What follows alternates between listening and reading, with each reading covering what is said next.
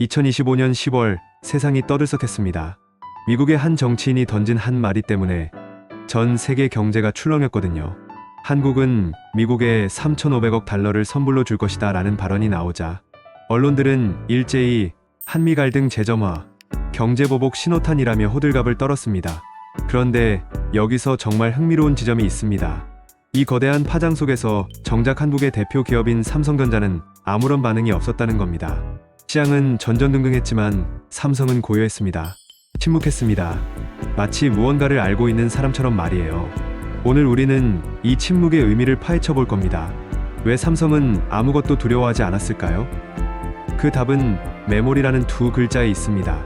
그리고 그 이야기를 따라가다 보면 우리는 놀라운 진실 하나에 도달하게 됩니다. 바로 AI, 전쟁의 진정한 승자가 누구인지를 말이에요. 한 장, 트럼프의 폭탄 발언, 전 세계를 뒤흔들다. 2025년 가을, 미국 대선 유세장에서 터져나온 한 문장이 전 세계를 흔들었습니다. 한국은 미국에 3,500억 달러를 선불로 줄 것이다. 이 말이 보도되자마자 주식시장은 들썩거렸고 언론은 앞다퉈 분석을 내놓았습니다. 한미 동맹에 균열이 생겼다.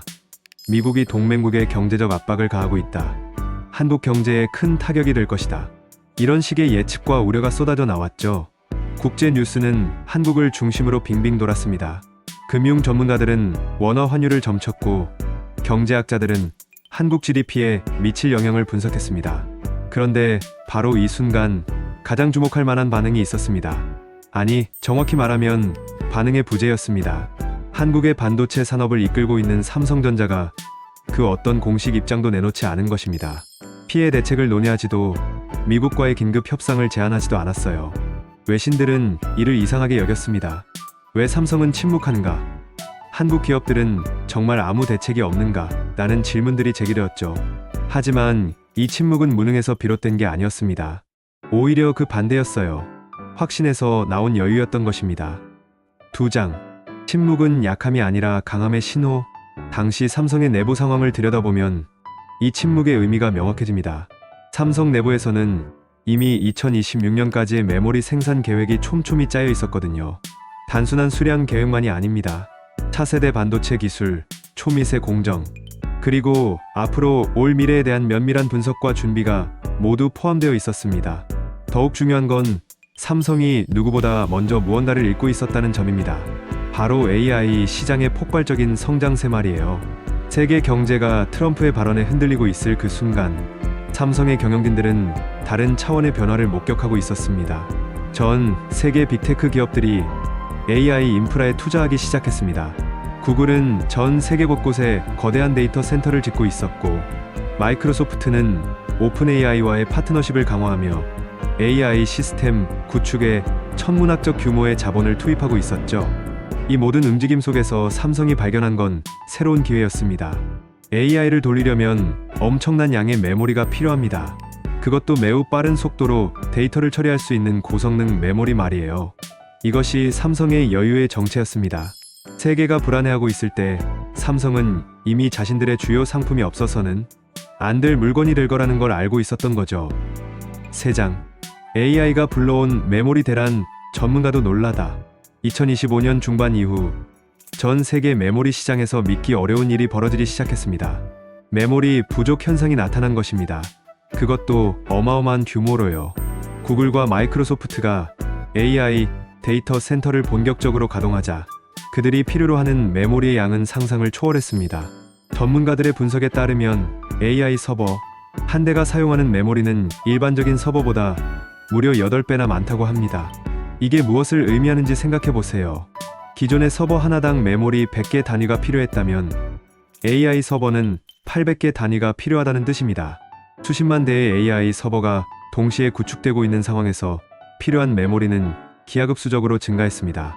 결국 일어난 일은 전 세계 메모리 시장의 순식간의 고갈이었습니다. 전문가들은 이런 메모리 부족은 처음 본다고 말했습니다. 30년의 경력을 가진 반도체 전문가들조차 이런 상황을 예상하지 못했던 거죠. 이는 단순한 수급의 문제가 아니었습니다. 역사적인 변곡점이었어요. 4장. 메모리 가격 한 달 만에 30% 폭등. AI 열풍이 본격화되자 시장의 반응은 즉각적이었습니다. DRAM 가격이 한 달 만에 30% 급등했습니다. 이는 단순한 가격 인상이 아니었어요. 시장의 패닉을 보여주는 신호였습니다. 모든 기업들이 동시에 메모리 확보 전쟁에 뛰어들었습니다. 서버 업체들은 고객사들의 주문을 받아 메모리를 사재기했고, 빅테크 기업들은 메모리 공급 업체에 직접 연락해 물량을 확보하려고 애썼으며, 클라우드 회사들까지 이 전쟁에 참여했습니다. 모두가 메모리를 외치고 있었죠.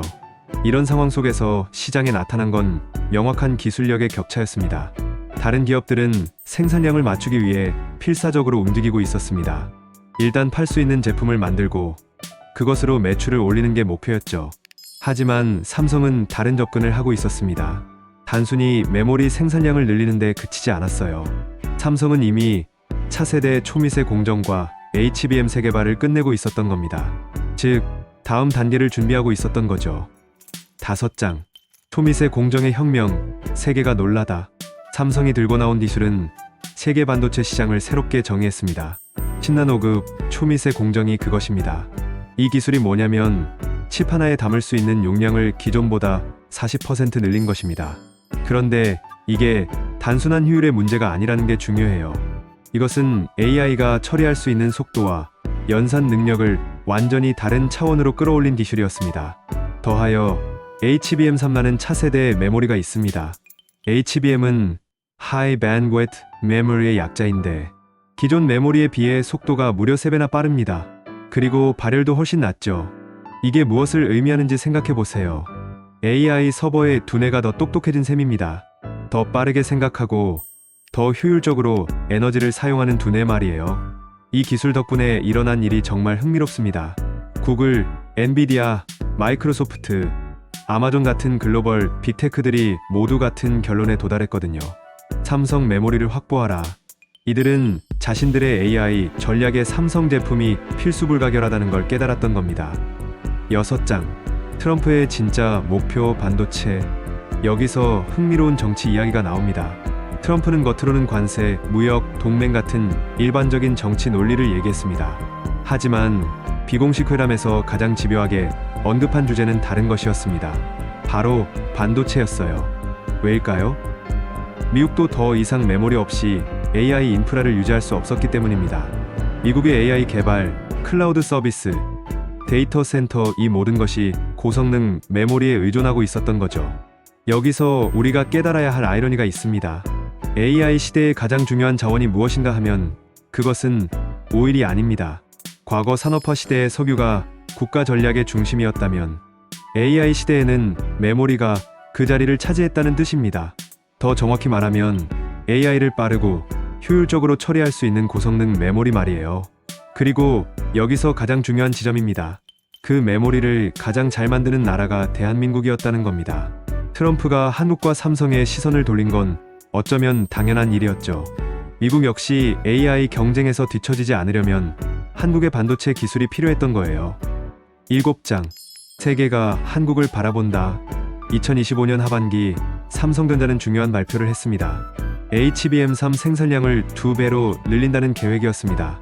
이것은 단순한 경영 발표가 아니었어요. 이 한 문장이 글로벌 IT 시장을 뒤흔들었습니다. 월스트리트 저널, 블룸버그, 일본의 니케이 신문, 세계의 주요 경제, 지를 비롯한 국제 언론들이 모두 같은 결론을 내렸습니다. 앞으로의 AI 혁신은 한국 기술력에 달려있다.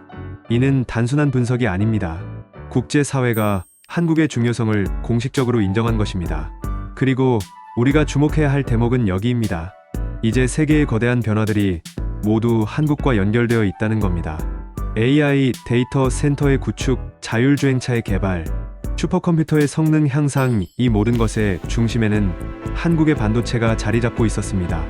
미국의 기술 기업들은 한국의 반도체 없이는 자신들의 AI 전략을 진행할 수 없습니다. 중국도 마찬가지입니다.